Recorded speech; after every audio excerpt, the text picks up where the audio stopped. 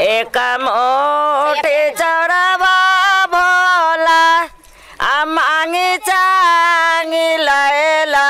हो हे कहाँ गेला गौरा देही बना बना भोजनमा हे आए कहाँ गेला गौरा देही बना बना भोजनमा हे आए कहाँ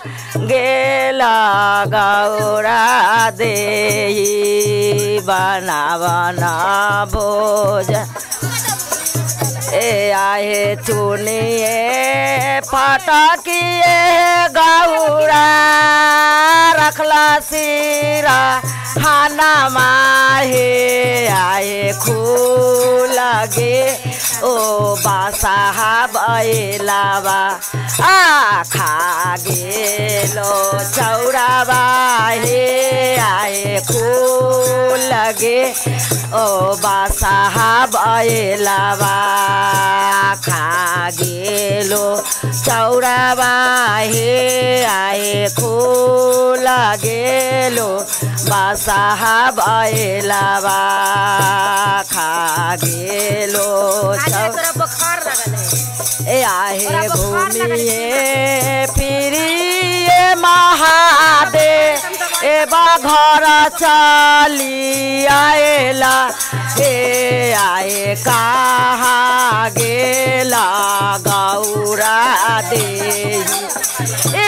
लाबना हे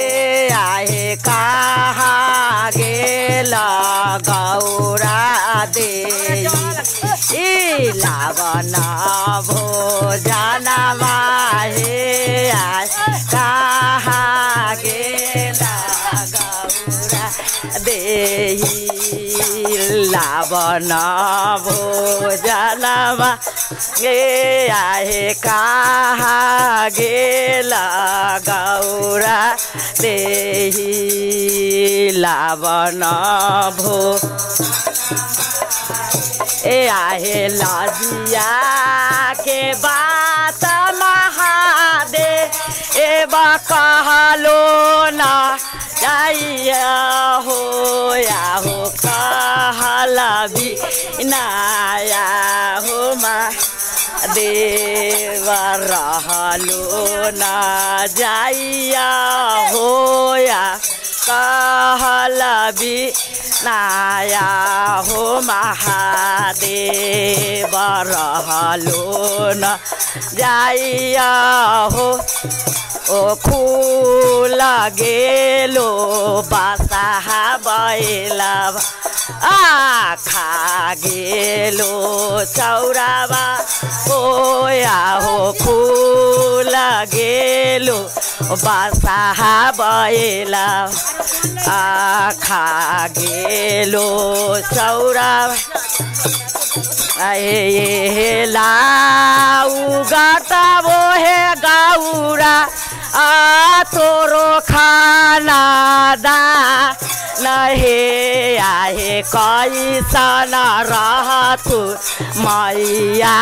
बाबू ओ न दिल थुन गे नहे आए कैसन रहतु न इया बाबू न दिल थुन गे ए लाऊ गाटबो महादे